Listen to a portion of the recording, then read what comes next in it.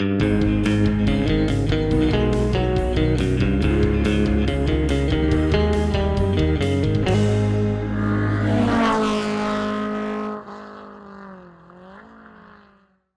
everybody, it's Charlie from Daily Motor, and today we've got the review of the 2021 Chevy Colorado ZR2. This is rocking the 308 horsepower, 3.6 liter V6, 275 foot-pounds of torque, ZR2 off-road package, giving us all the off-roading abilities. We've got plenty of that coming up in another video.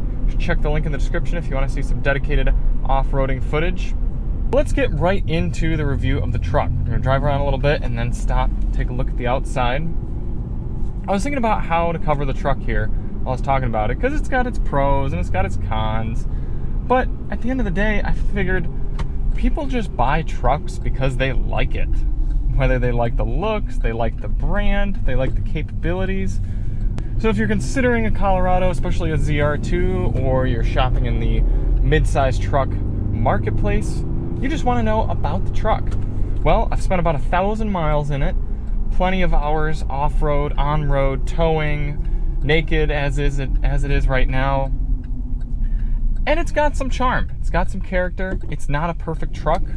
It's not my preferred truck, but it is really good at certain things. One of those, taking off-road trails. These Multimatic hardcore off-road shocks do a great job. It's not quite that 10th degree of competent off-road as the ZR2 Bison, which I've also had the privilege of spending some time in, but it's very good and very capable, probably better than just about anything else in this truck segment you're going to get, especially from other brands.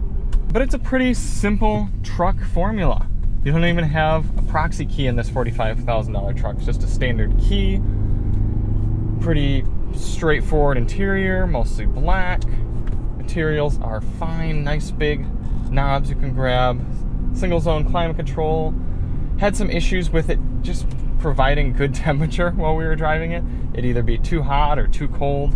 You'd go from like 73 degrees and be blowing hot air, you turn it down 1 degree and it would be blowing cold air. So that was a little bit frustrating. Also the fan was a little bit louder than I'd expected. It had like a kind of a ticking noise. It seems to have almost went away as though we broke it in a little bit.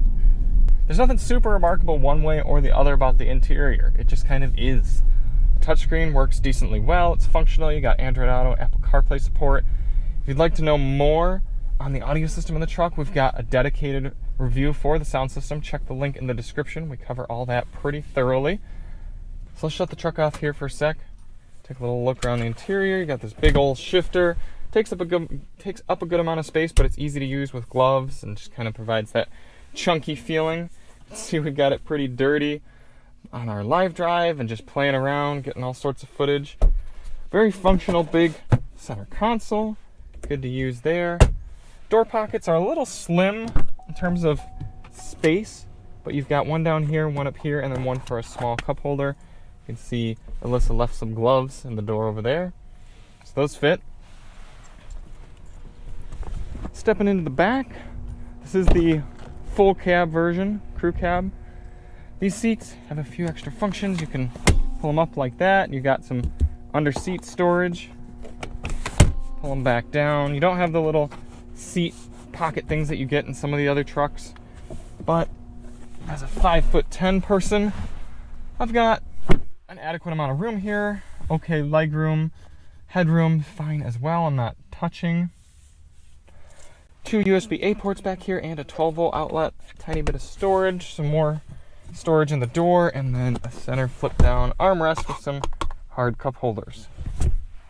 This was pretty interesting. We put this truck through some pretty big puddles, and if you look right here, mud actually came up through the door somewhere and onto the inside of the door panels. This is not from something being inside and getting it dirty. This is doors closed, going through mud puddles, getting mud on the inside of the truck. So that's a little frustrating.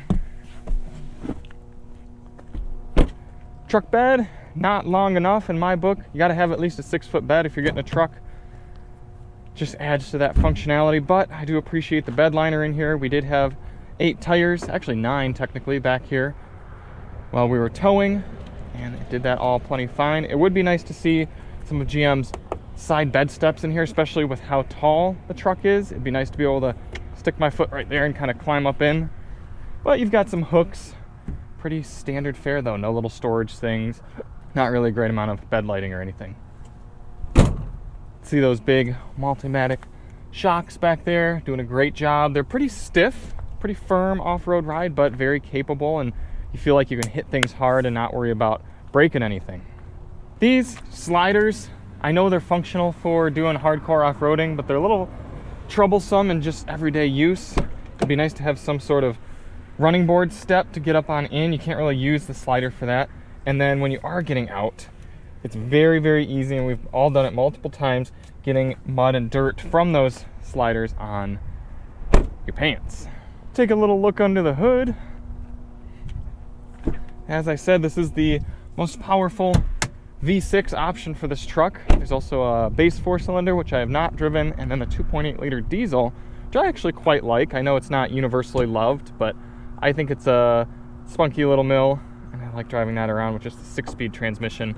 This 8-speed, whew, man, should probably spray that off. 8-speed's not the most competent transmission that GM makes, but it's fine enough. When I was towing with it, 4,000-pound trailer, it wanted to stay between 6th and 7th gear. Speaking of towing, you do have trailer brake controller in this model and a 5,000-pound tow rating with the ZR2, whereas the non-ZR2 with its different suspension and wheels and tires would get you a 7,000-pound tow rating with this engine. So let's cut to some towing footage now. Here we are out on the highway towing with the ZR2. Just not really the best truck to be doing this with. We're in 6th gear out of 8, doing 2,700 RPM at 70 miles per hour. We got a slight incline here. Let's see if we have to downshift to 5th.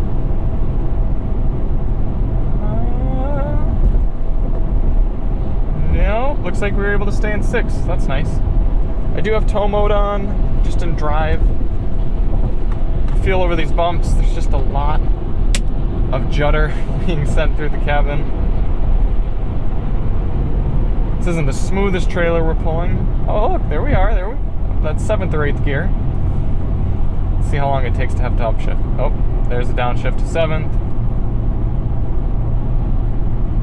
And we're losing some speed. No, back up to 70.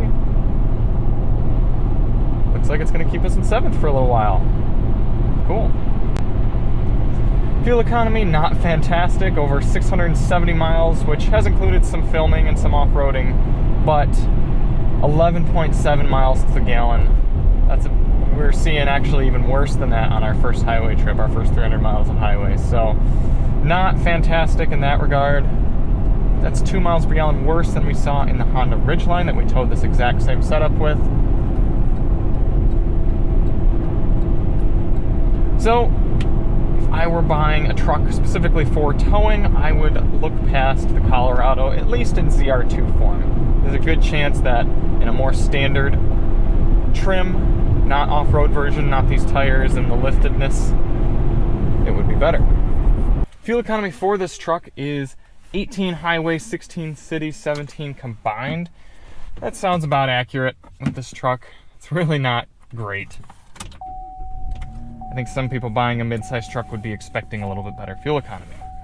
A truck like this, if you're interested, it kind of comes down to, do you want a do-it-all sort of thing? Do you want something you can use as a toy and a utility vehicle and a driver all together, or do you want to get separate machines for all those? For example, you could get a more basic Colorado, just an LT or something like that, something a little more comfortable on the road, or something from another brand, something like Ridgeline, and then have something like a side-by-side or a four-wheeler or a beater truck for your off-roading endeavors, or you can try to do it all with this. Some of the downsides are as dirty as it gets. You can see there's tons of mud inside here from just a few days of medium mudding. Whereas if you had something independent, you could keep this truck clean and then get that other toy completely dirty. Something like a Honda Talon side-by-side like we were playing around with. Do a little 0 to 60. Traction control off.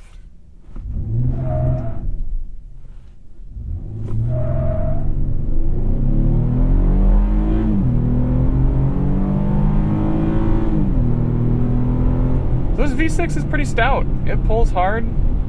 It makes for nice just zooting around town, especially unladen. It's not quite as happy to rev out as the Honda's motor, but I do prefer it over the Tacoma. Strangely, as capable as the ZR2 is, capable and competent, it's a bit forgettable. There's nothing in here or about the truck in general that I would say is a big strike against it. There's nothing to hold you back from buying one if this is what speaks to you. But compared to its competition, there's nothing really that says you need to get this over anything else. It's just kind of like, yeah, it's there. Getting up to the highway here, I was actually decently impressed by the absence of noise in the ZR2 on the highway. I expected to really hear these all-terrain tires rumbling along. Really not the case. It was actually mostly engine noise that I noticed.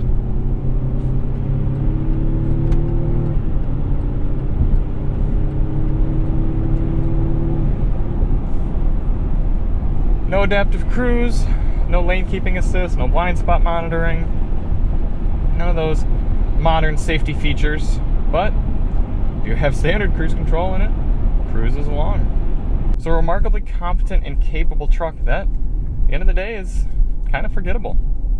All right, let me know in the comments what you guys think about the Colorado. Do you like the refreshes for 2021? Do you like this big grille? I'm finding out more and more that a lot of you actually appreciate the large front grille. If you liked the video, hit that subscribe button. Check out our other Colorado content, and we'll see you on the next one. I'm Charlie from Daily Motor, and as always, drive on.